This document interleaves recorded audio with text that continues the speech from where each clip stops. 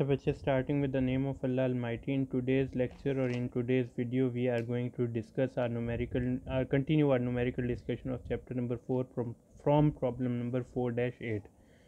Fine. अब problem 4-8 में फिर मैं वही बात रिपीट करूँगा जो मैंने प्रीवियस वीडियो में यूज़ की थी कि बेटा you just have to watch the video more than 5 times, फिर जाके आपको चीज़ें क्लियर होंगी। एक बार, दो बार, तीन बार, चार बार भी देखने पे नहीं आएंगी, पांचवी एक मरतबा जाके आपको चीज़ें क्लियर हो जाएंगी। ठीक है, कैश डिस्बर्समेंट्स हैं। ठीक है, आपने हर महीने की डिस्बर्समेंट बनानी है। अब यहाँ पे मैं एक बात बताऊँ आपको कि कैश बजट में, क्योंकि हम एक साल की एक्टिविटी कर रहे हैं तो महीने महीने की एक्टिविटीज़ पे ध्यान देना है।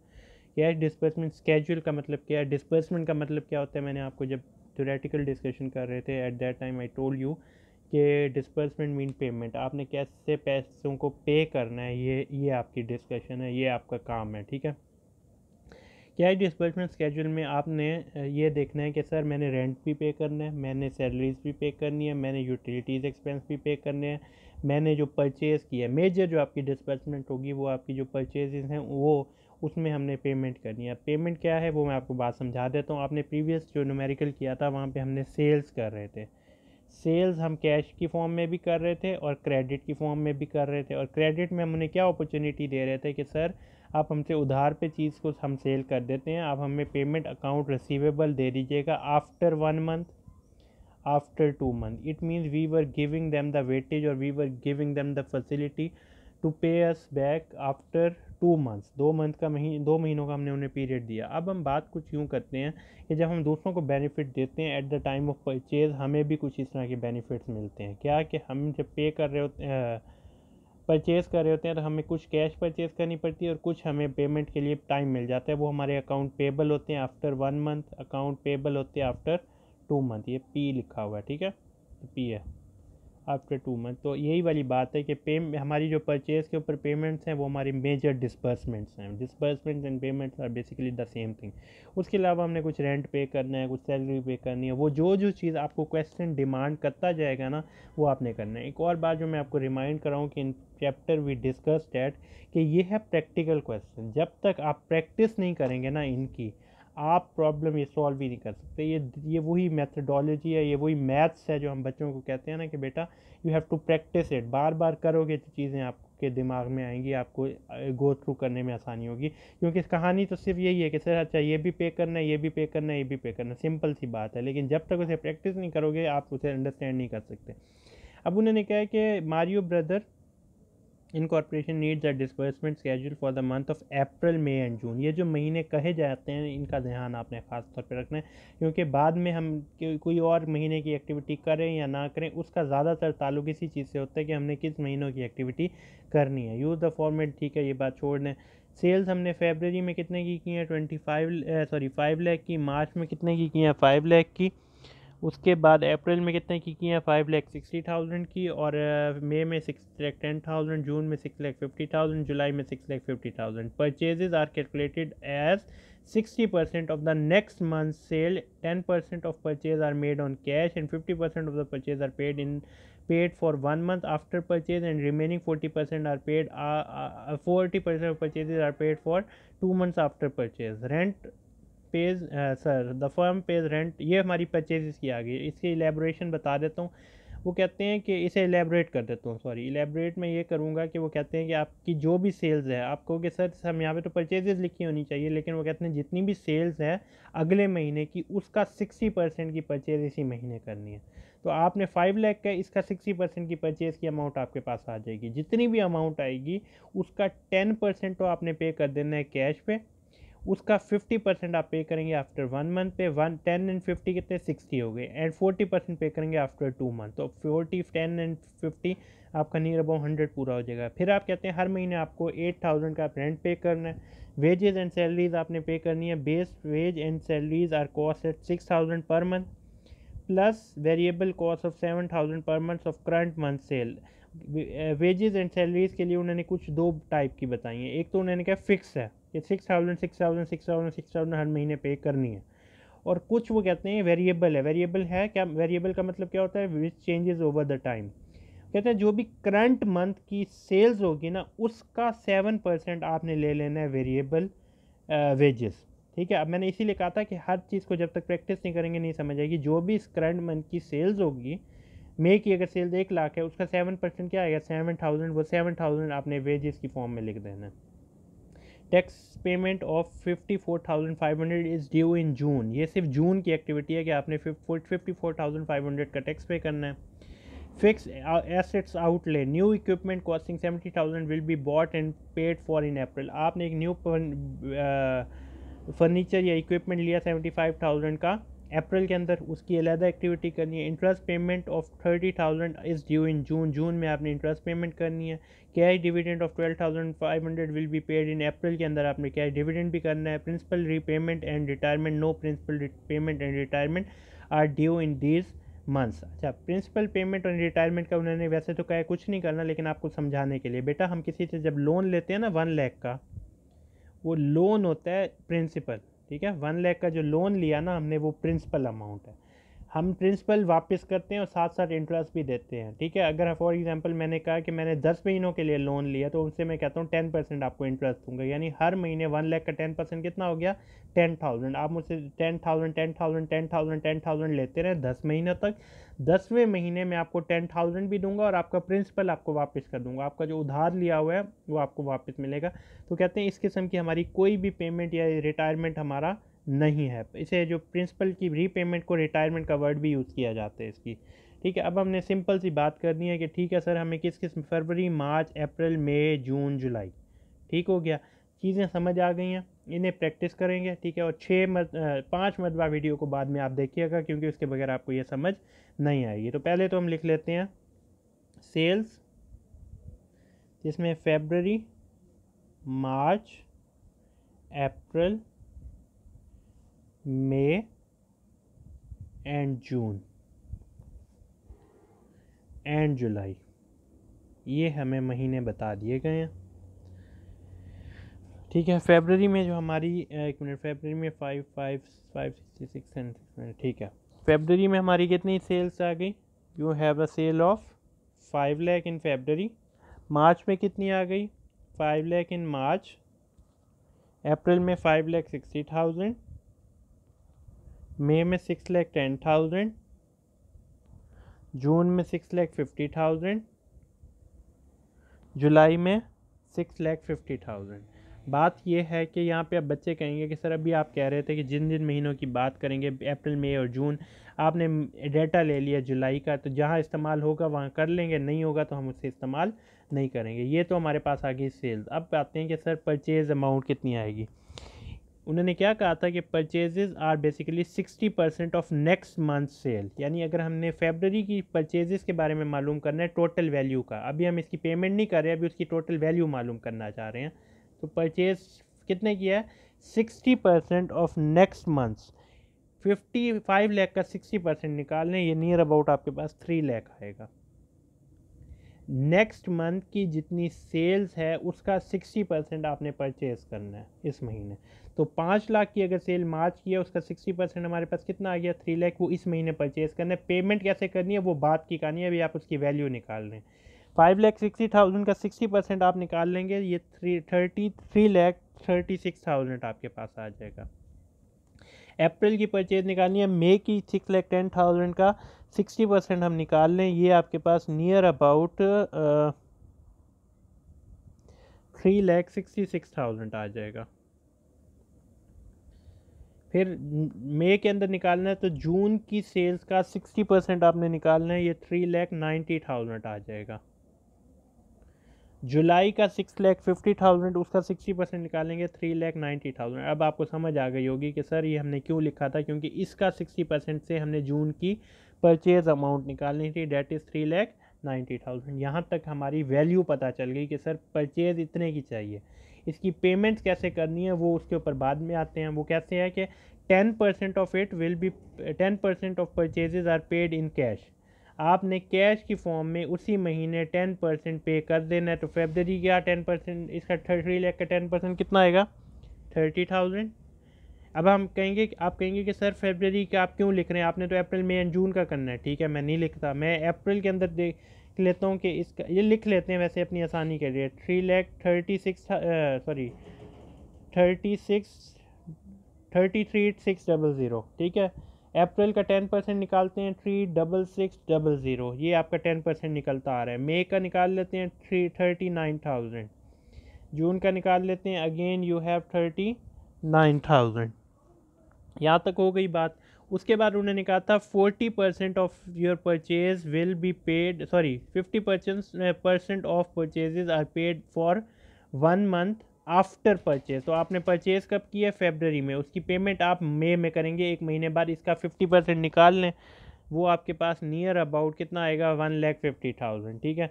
इसका ये 3,60,000, 36 का 10% इसी महीने में, इसका 50% विल बी पेड इन अप्रैल। तो आप 3,36,000 का 50% निकाल लें। 3,36,000 का 50% हम कैलकुलेट करते हैं, वो आ गया 1,68,000। तो अप्रैल मार्च के अंदर हम अप्रैल की सेल का 1,68,000 पे कर देते हैं। इसके बाद अप्रैल का 50% will be paid in May, तो उसकी वैल्यू जो आपके पास आएगी वो 1,83,000 आएगी। ये मैं, और ये क्या आएगा, ये मैं यहाँ पे लिख लेता हूँ, अकाउंट पेबल आफ्टर 1 मंथ, 1 महीने बाद आपने जो पेमेंट करनी है वो कितनी आनी है? 1,68,000 इसका आ गया। फिर ये मई के अंदर आपने कितने की परचेज किया? 3,90,000 का। इसका 50% विल बी पेड इन जून, जो कि आपके पास आएगा 1,95,000। अकाउंट पेबल का ये जैसे हमने क्या किया, 50% पे किया आफ्टर 1 मंथ, उसी तरह हमने अकाउंट पेबल 40% आफ्टर 2 मंथ, यानी जिस महीने की परचेज होगी उसका 40% 2 महीनों बाद पे करना है। तो फरवरी की जो परचेज हमने की थी 3 लाख की, उसका 40% हम कब पे करेंगे? अप्रैल के अंदर, ठीक है। तो अप्रैल के अंदर इसका 40% निकाल लेते हैं। 3 लाख की परचेज हमने फरवरी में की थी, and now the 40% of it will B 1,20,000, जो हम कब पे करेंगे? मार्च में, अप्रैल में। क्यों? क्योंकि फरवरी का 50% हम पे करेंगे, फरवरी का 10% हमने फरवरी में पे किया, फरवरी का 50% हमने पे किया मार्च में, जो लिखने की ज़रूरत नहीं है क्योंकि हमारा उससे कोई ताल्लुक नहीं है। फरवरी का 40% विल बी पेड इन मार्च, जो कि क्या है? 1,20,000। यहाँ तक हो गया। उसके बाद आ जाए मार्च में। मार्च की परचेज़ का 10% हमने मार्च में किया, मार्च की परचेज़ का 50% हमने पे किया अप्रैल में, मार्च की परचेज़ का 40% विल बी पेड इन मई, जो कि आपका कितना आएगा? 1,34,400। यहाँ तक कंप्लीट हो गया। अप्रैल की परचेज़ का 10% हमने यहीं पे किया, अप्रैल की परचेज़ का 50% हमने मई में पे किया, अप्रैल की परचेज़ का 40% विल बी पेड इन जून, जो कि हमारे पास वैल्यू आएगी 1,46,400, 1,46,400। यहाँ तक हमारी परचेजेस की एक्टिविटी कंप्लीट हो गई। Later on we have the activity of rent. Rent उन्होंने कहा था the firm pays a rent of 8,000 per month. तो आपने सिंपल क्या करना है, आपने रेंट की 8,000 पर मंथ पे करते जाना है। अब यहाँ पे भी पे करना है, यहाँ पे भी पे करना है, but these 2 months are not concern with our activity, तो हम यहाँ लिखेंगे नहीं। लेकिन यहाँ पे 8,000 अप्रैल में पे करेंगे, 8,000 पे करेंगे मई में, और 8,000 हम पे करेंगे इन जून। रेंट की बात हो गई। वेजेस एंड सैलरीज के लिए उन्होंने क्या कहा था कि 6,000 पर मंथ हमने फिक्स वेजेस देने हैं, तो हम यहाँ पे फिक्स्ड वेजेस लिख देते हैं। 8,000 कितने हैं, सॉरी 6,000 वेजेस फिक्स्ड, 6,000 एंड 6,000, ठीक हो गया। और फिर उन्होंने क्या कहा था कि आपने 7% वेरिएबल वेजेस देने हैं। वेरिएबल वेजेस कैसे था? 7% ऑफ करंट मंथ सेल, जो आपका करंट मंथ है। तो अप्रैल का सेल कितने हैं? 5,60,000। आपने क्या करना है? 5,60,000 का 7% आपने कैलकुलेट करना है, तो आपके पास आंसर आएगा नियर अबाउट 39,200, ठीक हो गया। मई के अंदर आपकी सेल कितनी है? 6,10,000, उसका 7% आपने पे करना है वेरिएबल वेजेस, जो आपके पास अमाउंट आएगा 42,700। जून के अंदर आपकी सेल कितनी है? 6,50,000। जून की सेल का 7% आपने पे करना है जून के अंदर, जो कि आपके पास वैल्यू आएगी 45,500 की। वेरिएबल वेजेस आपकी हो गई। उसके बाद आप देखें टैक्सेस के ऊपर। टैक्सेस के लिए उन्होंने कहा था 54,000 of the tax is due in June, तो सिर्फ जून के अंदर आपने टैक्स की पेमेंट करनी है। तो यहाँ पे टैक्स पेमेंट मैं लिखता हूँ नियर अबाउट 54,500। तो हमने 54,500 500 की जून में पेमेंट कर दी। उसके बाद देखें आपने फिक्स एसेट्स आउटले, आपने 75,000 का नया एसेट लिया है अप्रैल के अंदर, तो आपने न्यू एसेट की पेमेंट करनी है, न्यू एसेट्स पेमेंट इन अप्रैल, जो कि कितनी है, नियर अबाउट 75,000, आपकी 75,000 की आ गई। ठीक हो गया। उसके बाद आपने कैश डिविडेंड देना है 12,500 का अप्रैल में, तो यहाँ पे कैश डिविडेंड लिख लेते हैं। कितना आ गया, 12,500 का आपने अप्रैल में पे करना है। ठीक हो गया। उसके बाद आपने एक इंटरेस्ट पेमेंट की बात भूल गए हैं, ठीक है, हमने इंटरेस्ट पेमेंट की बात को स्किप कर दिया। इंटरेस्ट पेमेंट के लिए उन्होंने कहा interest payment of 30,000 is due in June, जून के अंदर आपने इंटरेस्ट पेमेंट करनी है, तो यहाँ मैं इंटरेस्ट पेमेंट लिख लेता हूँ। इंटरेस्ट पेमेंट कितना कह रहे हैं, 30,000, 30,000 आपने जून में देना है। ठीक है, ये आपका आ गया। ठीक हो गया। अच्छा, अब आपने क्या करना है, आपने टोटल हमें पे क्या निकालने को कहा था, उन्होंने हमसे यही कहा था कि needs to my brother needs the cash disbursement schedule for the month of April, May and June. तो हम यहाँ पे लिखेंगे टोटल कैश डिसबर्समेंट्स, हमने टोटल जो डिसबर्समेंट्स यानी जो पेमेंट्स करनी है मई जून एंड अप्रैल मई और जून में, वो बताएं। बात कर हमने ये जहन में रखना है कि यहाँ से कैलकुलेशन स्टार्ट करनी है जब हमने कैश पेमेंट की। ऊपर जो वैल्यूज़ थी ये यूज़ करने से हमने परचेजेस निकाली, और ये परचेजेस की टोटल वैल्यू है, ये पेमेंट्स नहीं है, ये सिर्फ वैल्यू में पता चलिए।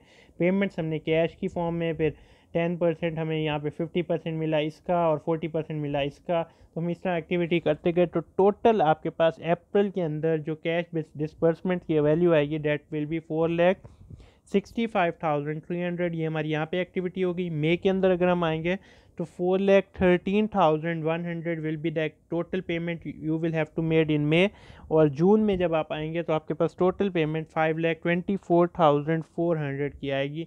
इस तरह आपका जो है ना ये 4-8 कंप्लीट हो गया। अब हम जाते हैं 4-9 के ऊपर। 4-9 में भी क्या करना है, आपको सारी एक्टिविटी दी हुई है, उन्होंने आपसे टोटल कैश बजट का है कि आपने कैलकुलेट करके बताना है। अब जब टोटल कैश बजट की आपसे बात की जाएगी,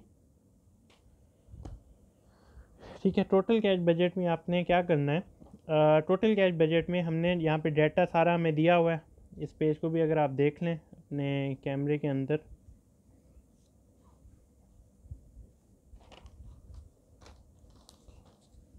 तो टोटल कैश बजट में आपको ये सारा डाटा भी दिया हुआ है, आपको ये सारा डाटा भी दिया हुआ है। ठीक है, अब इसमें सबसे इम्पॉर्टेंट बात यह है कि आपने इसे ज़रा समझ लें, उसके बाद हम इसका आंसर निकाल लेंगे। ठीक है, उन्होंने कहा Green Noble Enterprises had a sales of 50,000 in March and 60,000 in April. Forecast sale, forecast मतलब प्रिडिक्टेड, प्रिडिक्टेड मतलब हुआ नहीं है, एस्टिमेटेड एक्सपेक्टेड है। Sale for May June and July 70, 80 and 1 lakh respectively, यानी 70 will be the sale in May, 80 will be the sale in June, and 1 lakh will be the sale in July respectively. The firm has a cash balance 5,000, यानी जो हमारा activity अगर मई से शुरू हो रहा है तो मई के अंदर अप्रैल की जो ending cash will be the beginning cash of May, 5,000 आ जाएगा ऑन मई।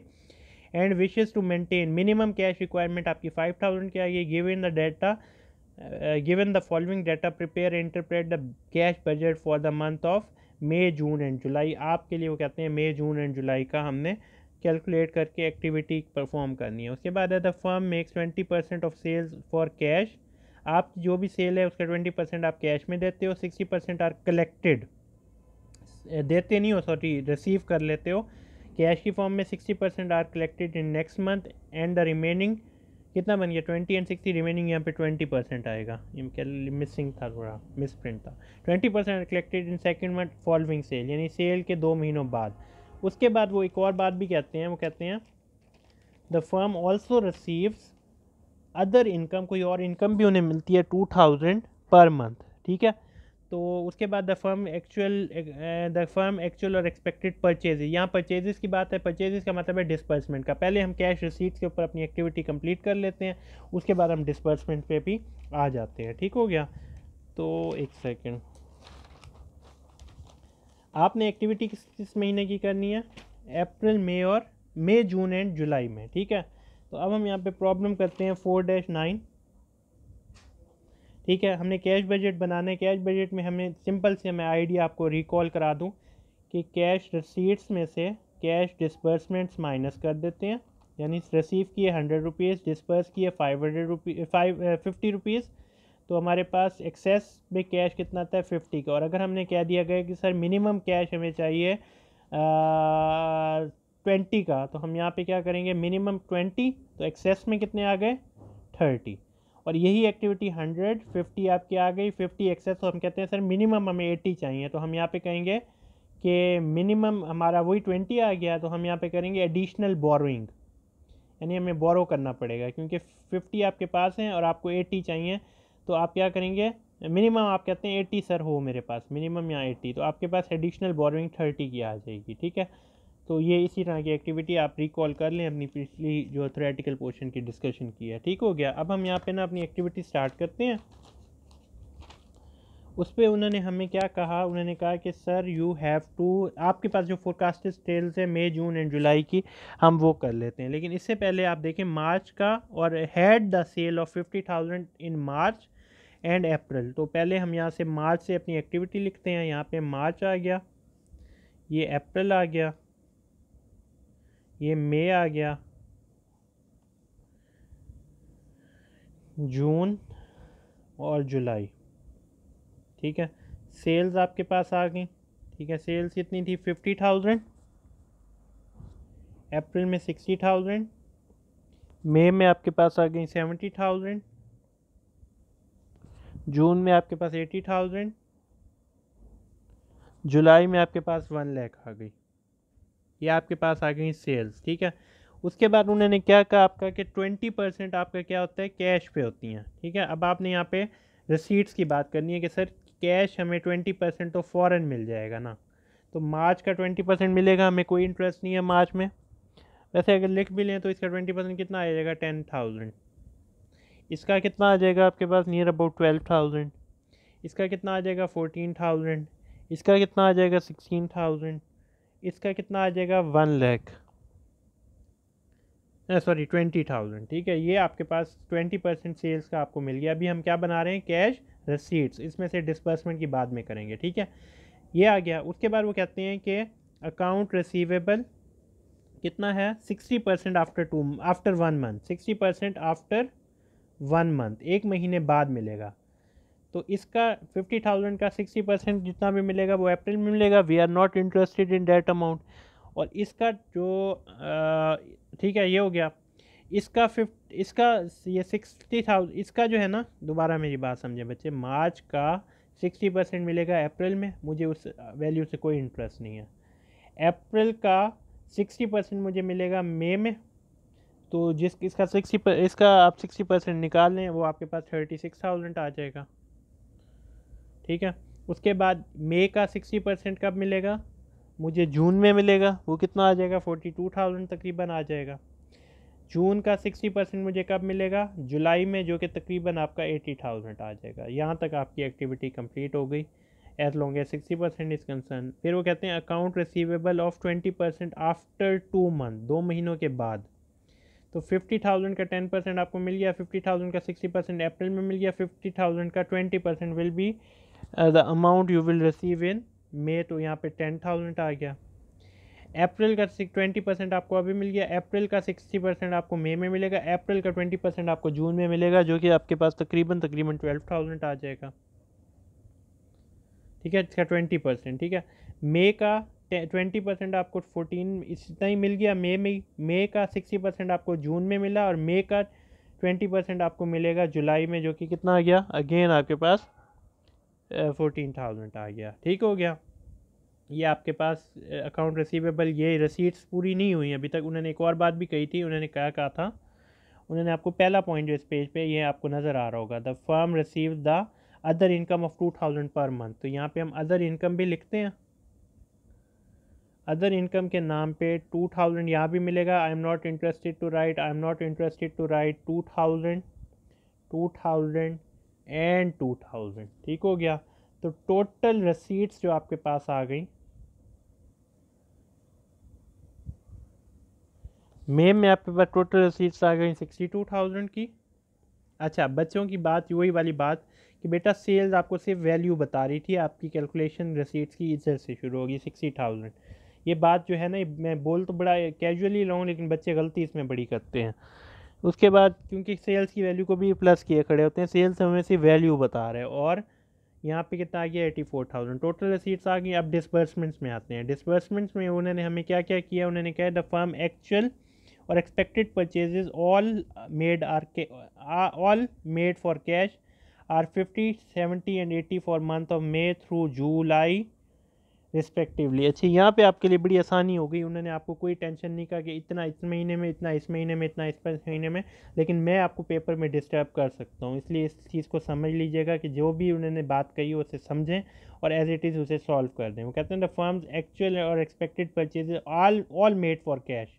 तो इसे अकाउंट पेबल की फॉर्म में भी लेके जा सकते थे कि 10%, जैसे हमने यहाँ पे किया 20% अभी, 60 अगले महीने और 20 उससे अगले महीने। तो ये परचेजेज आपकी जो आ गई ना, डिसबर्समेंट की हेडिंग दी, परचेजेज जो आपकी आई मई में आपकी परचेज कितनी आई 50 की, 70 इन जून, 70,000 एंड 80 इन जुलाई। यहाँ तक आपकी परचेजेज आ गई। उसके बाद रेंट की पेमेंट उन्होंने अगली बात क्या किया, रेंट की। रेंट 3,000 पर मंथ, तो यहाँ भी 3, यहाँ भी 3 एंड यहाँ भी 3, ठीक हो गया।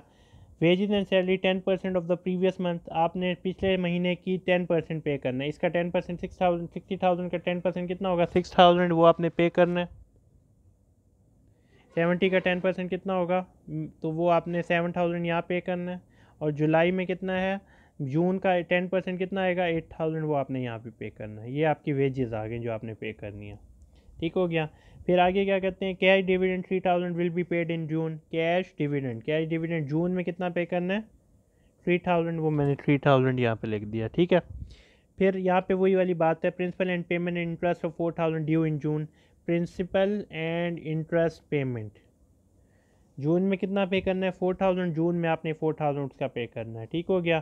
Cash purchase of equipment costing 6,000 is scheduled in July. क्या परचेज किया, इक्विपमेंट, परचेज ऑफ इक्विपमेंट जुलाई में आपने उसका 6,000 पे करना है, ठीक हो गया। उसके बाद टैक्सेस 6,000 ड्यू इन जून। जून में आपने 6,000 के टैक्सेस भी पे करने हैं। ये टैक्सेस आपके पास आ गए, ठीक है। आपकी टोटल डिस्बर्समेंट, अभी मैं क्या रिसीट्स माइनस डिस्बर्समेंट नहीं करना, टोटल डिस्बर्समेंट जो आपके पास आ गई ना, वो नियर अबाउट 59,000 यहाँ पे आएंगी, 93,000 आपकी यहाँ पे आएंगी एंड 97,000 आपकी यहाँ पे आएंगी। ये आ गई टोटल रिसीट्स में से। टोटल डिस्बर्समेंट्स आप माइनस करेंगे तो आपके पास क्या आ जाएगा, नेट कैश फ्लो।